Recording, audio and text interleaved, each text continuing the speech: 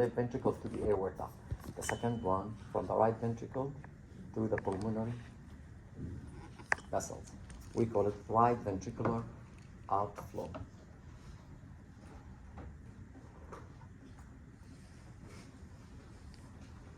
The right atrium with the aorta and the left atrium and the pulmonary trunk, and this is earlier we said on the right side from the root of the aorta where you see the reflection of the blood, you'll be able to see the right coronary artery, but not the left one.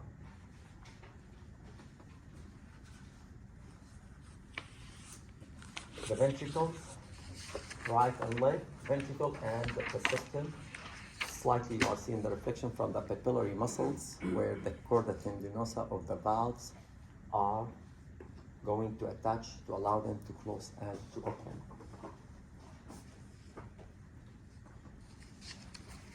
Pulmonary trunk, which is coming from the right ventricle, and next to it will be the right atrium, and then slightly the left ventricle with the thick muscles. The coronary sinus, which is represent where is all the venous blood are going to gather, and they're going to end up in the right atrium. As we said earlier, they don't drain into your vena cava. Another picture 4. This is, we saw the same one basically. If you use the spine, aorta on the midline to the left, anterior to the spine, and then you will see the left atrium, the ascending aorta, and the pulmonary trunk next to it. A little bit of the right atrium is showing toward that side.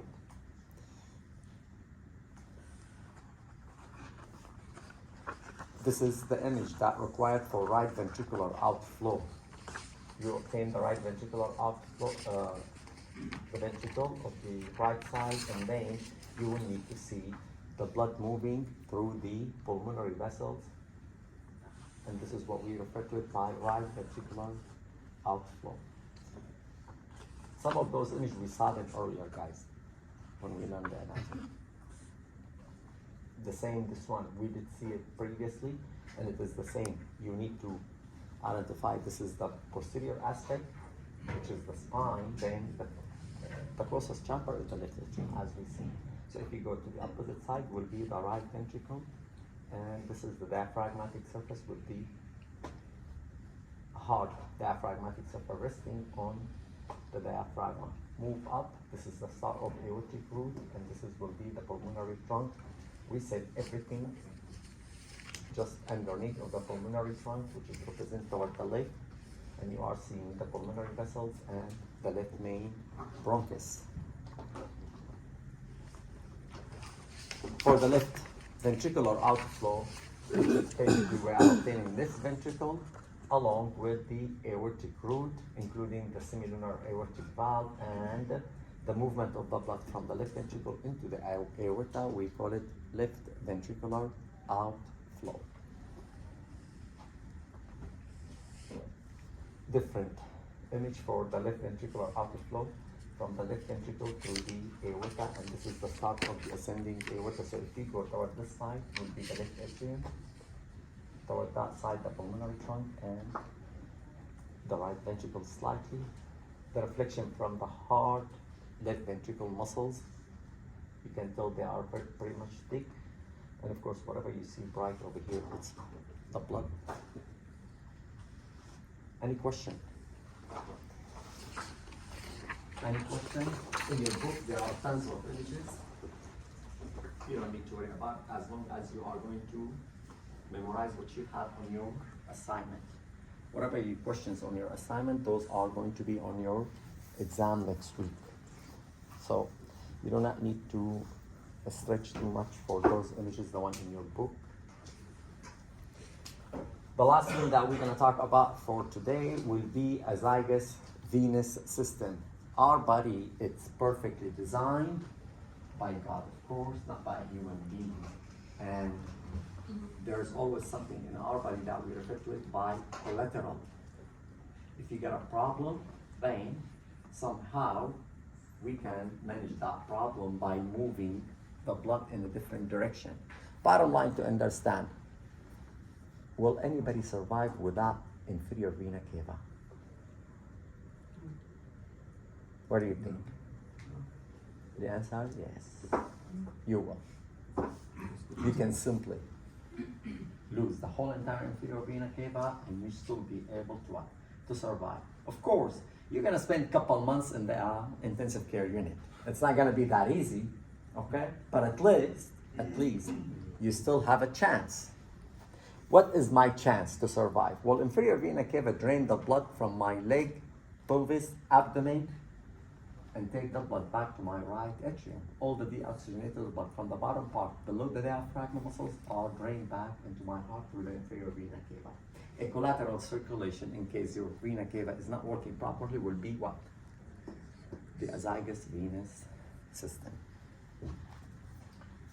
So, this is your inferior vena cava, and this is azygous, which is you are find it on the right side, but also you have a smaller collateral vein toward the left side. We call it hemiazygous. And of course, those basically, they connect what? Everything in your body between the inferior and the superior vena cava. So if you look from this picture, that's your superior vena cava, and the azygous system is gonna end where? In the superior vena cava. So there is no ability for the azygous venous system to bring the blood, replacing the IVs, the inferior vena cava, back directly to the heart. No. But they can take the blood from the lower part of my body into the superior vena cava, and then the superior vena cava will take that blood to my heart. So what you need to remember, the azygous system on the right, the hemiazygous on the left.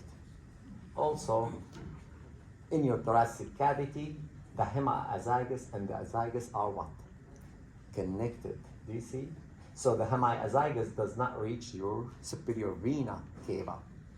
In return, they bring the blood from the left side, they take it to my azygous system, and then the myazygous system will take it to the what? To the superior vena cava.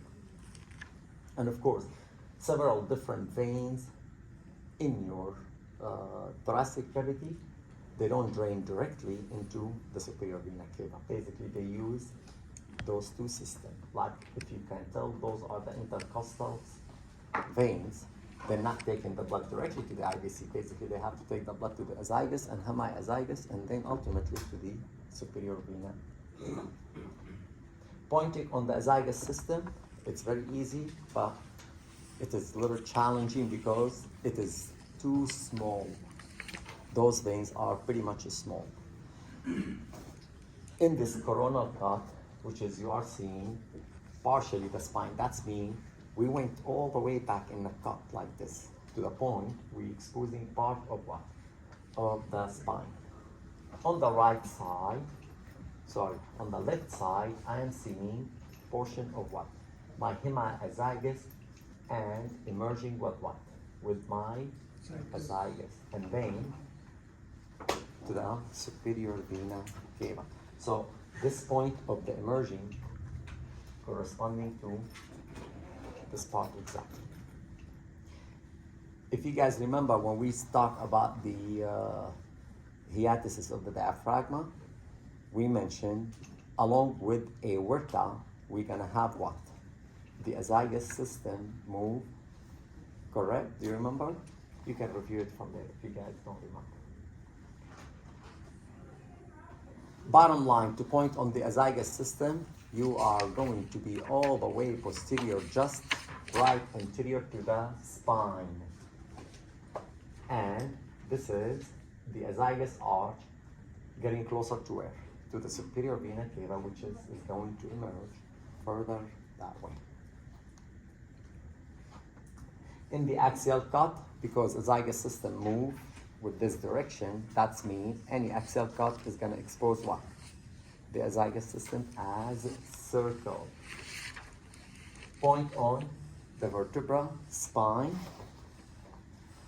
which is, and we said anterior toward the left, normally you're supposed to see the aorta. just slightly posterior to the aorta on the left, we're gonna point on the azygous system. When we're gonna learn about the inferior vena cava next week or the following one, the inferior vena cava normally it's midline of our body, but toward what? Toward the right. So the aorta and the IVC, they run right and left to the midline, respectively. IVC on the right, aorta on the left. And toward the right, just behind the IVC, is the azygous venous system. So on the left side, the hemiazygous, on the right side is my azygous system. I can use IVC and aorta because are big enough for me to determine all of the above. When you get to the thoracic cavity, of course, in the thoracic cavity, there is no more IVC, inferior vena cava. So you're not gonna see that option because it ends on your left atrium on the inferior aspect over here. So the cut is way above it. So you are going to see only the azygous system and the hemiazygous. The hemiazygous will remain in its place as the previous one, just anterior to the spine and to the left, but posterior to the aorta. In return, the azygous will remain on the right side, just anterior to the spine.